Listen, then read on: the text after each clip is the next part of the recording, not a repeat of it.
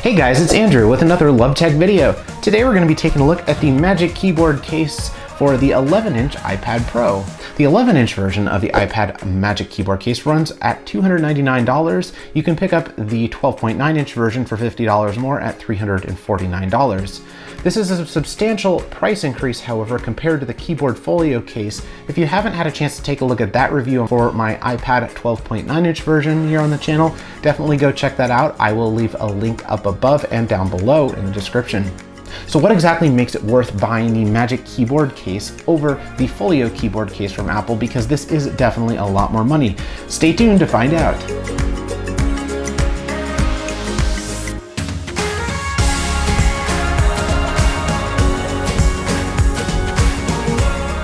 So first off, let's talk about the price difference between these two cases. Now, I will say that I am comparing sort of apples to oranges in this case, because not only is the Magic Keyboard Case in a completely different class of typing experience and feature set, but I'm also kind of comparing apples to oranges here in a way, because this is the 12.9-inch iPad Folio keyboard cover, and this is the 11-inch Magic Keyboard Case. So this is for the bigger version of the iPad. This is for the smaller version of the iPad Pro. So first off, the iPad Folio Keyboard Case runs a lot less money. The 11-inch runs $179 and the 12.9-inch runs $199 off of Apple's website, versus the Magic Keyboard Case, which runs $299 for the 11-inch and $349 for the 12.9-inch. Besides a huge price difference between these two options, there are also some major advantages over the Magic Keyboard Case. Also, there are some advantages with the Folio Keyboard Case, so we'll get to those in just a few minutes. Before we get to those, we're going to first unbox the Magic Keyboard Case for the 11-inch iPad Pro. Let's get to that.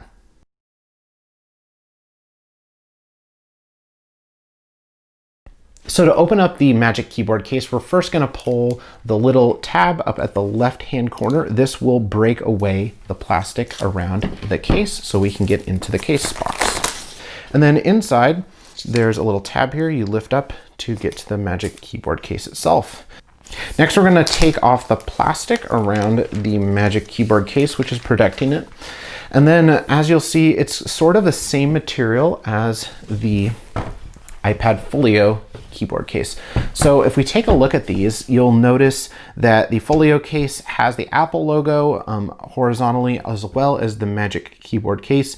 We have a crease down about the same dimension-wise down from the top of the case as well, and then we have the cutouts in both areas for our cameras and LiDAR sensors on both of the keyboard cases.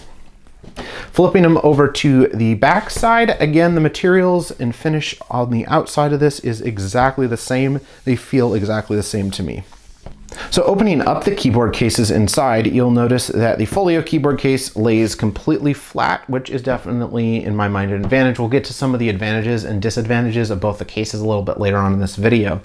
Then opening up the Magic Keyboard Case cover, you'll definitely be greeted by a similar experience until it gets up to about halfway. This is on a hinge-based system versus the Folio Case, which has no sort of hinge at all. You'll notice that, again, the material inside looks very similar, and then we have the smart connector over here on the right-hand side of the Magic Keyboard Case, as well as on the right-hand side of the Folio Keyboard Case as well.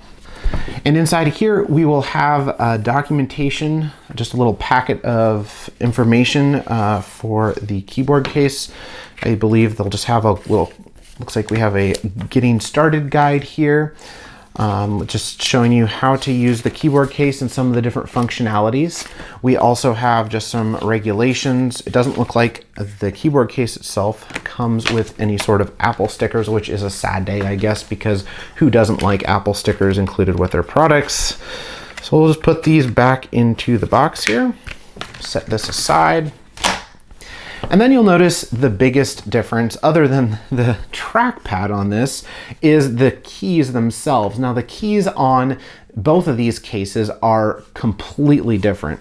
The keys on the Magic Keyboard Case feel very, very much like the ones that you'd use if you get a new iMac or on a MacBook Pro for that matter. However, the ones on the keyboard folio cover are kind of like a vinyl-y fabric meshy material. They feel definitely more built into the device itself instead of being sort of a separate, I guess, item, you could say. And then finally, down on the bottom part of these cases, you'll notice that the folio case does not have a trackpad at all, while the Magic Keyboard Case does have the glass trackpad down here on the bottom. And that's a quick side-by-side comparison of what both of these look like, the 11-inch Magic Keyboard Case and the 12.9-inch iPad Folio Keyboard Case. They definitely look very similar in many ways. The exterior finish is very, very similar, if not identical, on both of these. They both have the smart connectors, and they both have sort of the same inside material around the keys and around where the keys are. However, again, some of the key differences between these: A, your keys are completely different on these. B, you have a trackpad on the Magic Keyboard Case versus on the Folio, there is no trackpad support. And finally, a huge major difference you will definitely notice on the iPad Magic Keyboard Case is on the left-hand side here, you actually have pass-through USB-C charging.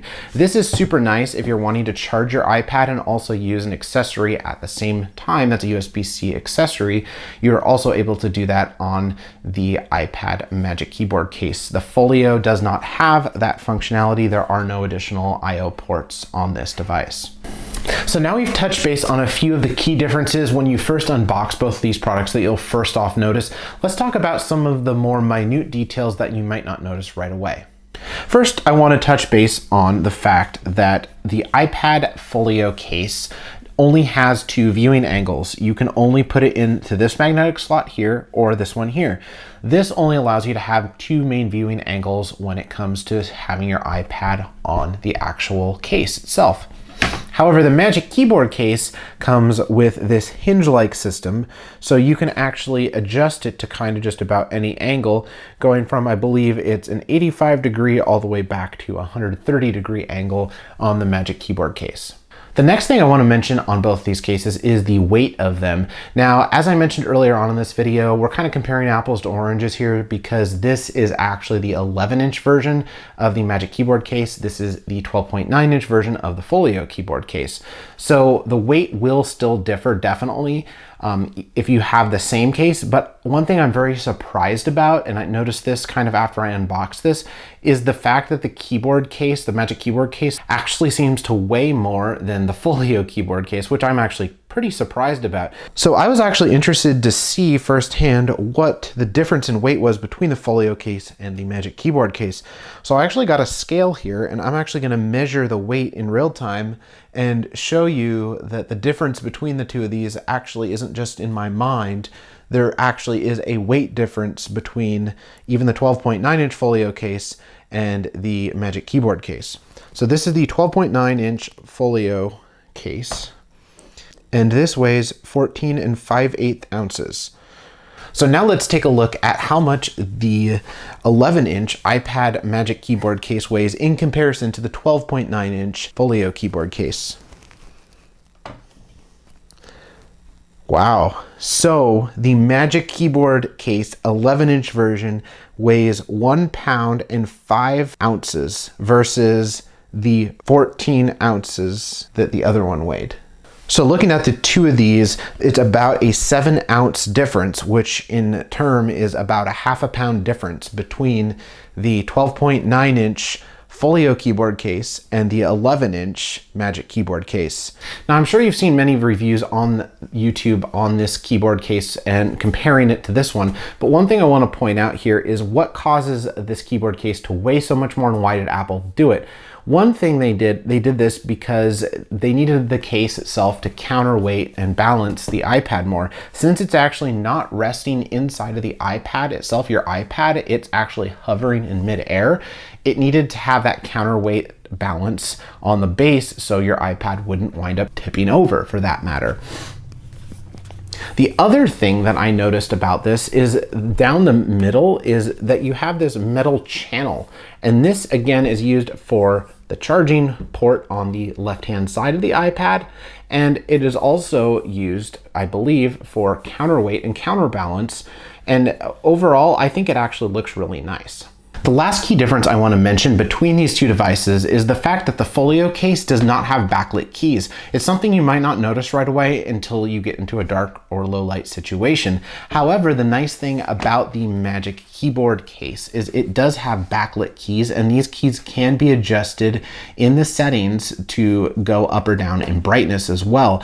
Another thing that Apple actually uses and utilizes the smart connector here for, besides just giving power to the keyboard and backlight to the keyboard, is actually they have used the ambient light sensor off of your iPad Pro to interface with the smart connector here to tell your keys on your keyboard how bright or how dim they should be based upon the ambient lighting conditions in the room.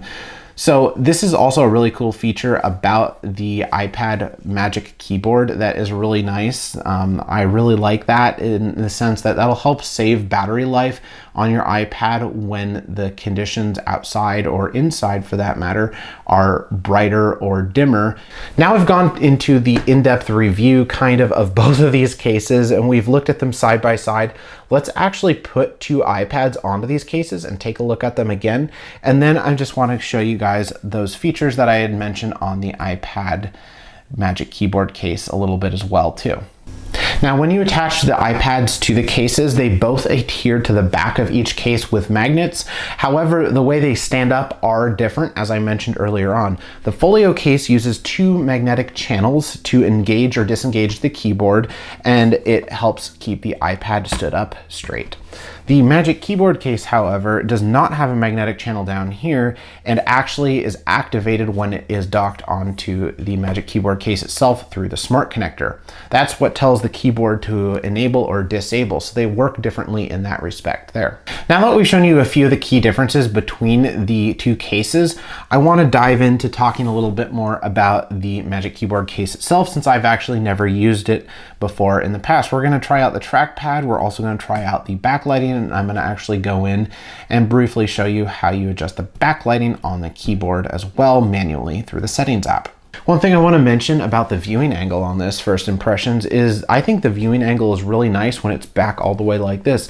I know some instances you might need more of a direct on angle, sort of like a 90-degree angle. Thing I'm not exactly sure on this keyboard case as to why Apple designed it this way is why, or I guess why would you ever use a like 80 to 85 degree angle such as this right here?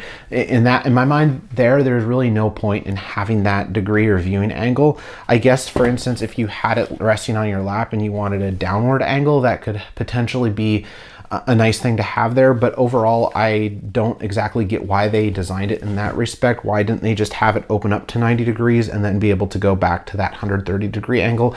I'm not exactly sure there. Now, as you can see on the keyboard itself, you can see the backlighting is actually enabled on it by default. Even in a higher light situation, such as in the room right now, the light is actually on right now on the keyboard itself.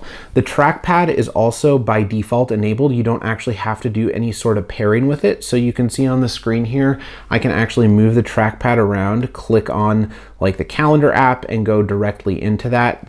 The gesture up to go back to your home screen is using your 3 fingers up to swipe back to your home screen. So it is nice that you don't have to do anything to pair this to the device itself. It just uses the smart connector, and overall my first impressions on using the trackpad on here are really good in my mind. It does feel like a genuine Apple trackpad, like an actual trackpad from Apple, like on a MacBook Pro. It does not feel cheap or stingy in any way. It's definitely, I believe, a glass trackpad like on a lot of their other products. The backlit keys also look almost identical to the regular Magic keyboards that Apple ships with a lot of their computers, on like a MacBook Pro for that matter, or like a Magic Keyboard, as I mentioned a little bit earlier on. The next thing I want to test out here is the typability factor on this. So I'm going to put the screen angle back like this, 130 degrees, and then I'm just going to go in and open up a new tab in Safari. I'm just gonna type a sentence. Yeah, and as I'm typing on this, it genuinely does feel like a regular keyboard from Apple would. It does not feel like the keyboard Folio case, and that's one thing that a lot of people complain out there on the internet on, is the keyboard Folio case. It feels very fabricy and very, like, I would say squishy almost. I would describe it as squishy. It feels like you're squishing something to type instead of actually having that tactical sort of like key coming back up at your finger as you're typing. So I would definitely tend to agree with other reviewers and other people online on this. This definitely does feel like a better typing experience. It feels a lot more genuine as like writing on my computer or my MacBook. The backlighting on this, I'm really liking that. One thing I noticed, since I have bigger hands, this is something you definitely want to keep in mind too when you're buying one of these, and is the fact that if you have the 11-inch version of the iPad Pro and you have bigger hands like I do, I'm 6'2". I have pretty big hands. This keyboard in my mind does feel on the smaller side. My pinkies, for some reason, want to reach off the edge of the keyboard. So if we have the 12.9-inch version of this, like I do for the Folio keyboard, I'm sure it would feel a lot better in my hands itself, for that matter, because the keyboard would be a little bit wider, the keys would be just slightly wider. And finally, the last thing I want to tell you guys how to do on this is, say if you want to manually control the backlight on the keyboard. This is a commonly asked question that I've seen come up a lot in a lot of discussion threads online. How do I go in and change the backlighting manually on this? That's a nice thing about Apple. They did actually give us the option to do this. Unfortunately, a lot of reviews on this keyboard case mention that there are no function keys at the top, so I can't easily go in and change the backlighting or go back to my home screen or swipe between apps unless I use the trackpad for those different gesture-based things. So that's one thing I think they could really improve, is putting that function keys at the top of the keyboard case itself. That is definitely where this lacks there. So instead of being able to adjust, like for instance, the brightness on your keyboard, you actually have to go into the settings app to do that. So to go in and manually change the brightness of the backlit keys on this, all you have to do is go into your settings app, scroll down on the left-hand sidebar and click on General. Once you're in General, go over to Keyboard, and then down, when you scroll down in the list here, you'll see the hardware keyboard. Go ahead and click on Hardware Keyboard, which is the second option from the top. And then you will get the option to change the keyboard brightness. You can turn off the keyboard brightness, or you can go and turn it all the way up. So it does seem to have a fairly nice range in backlit key wise. It definitely seems to adjust very nicely. This is one thing that I would have to say I wish Apple would do for their regular keyboards that they ship with their iMacs and Mac Pros. I really, really wish they would put backlit keys in those, because I think that, you know, a lot of people would really like that. I'm a video creator and I don't use a lot of light except when I'm filming videos, for that matter, but I don't use a very high light situation in my studio other than when I'm filming videos. I'd like to be able to have backlit keys on my keyboard at home, but unfortunately Apple doesn't have that right now. So I would say to Apple, if you're watching this video, or if you ever do watch this video, that would be my suggestion on your keyboards. Make them all backlit, not just the ones on your laptops and now on for the iPad, that is. Again, the Magic Keyboard Case runs $299 for the 11-inch version and $349 for the 12.9-inch version. It does come in more expensive than the Folio Keyboard Case, which is $179 or $199 from Apple's website. So there are definitely pros and cons to each keyboard case, as I mentioned in the video.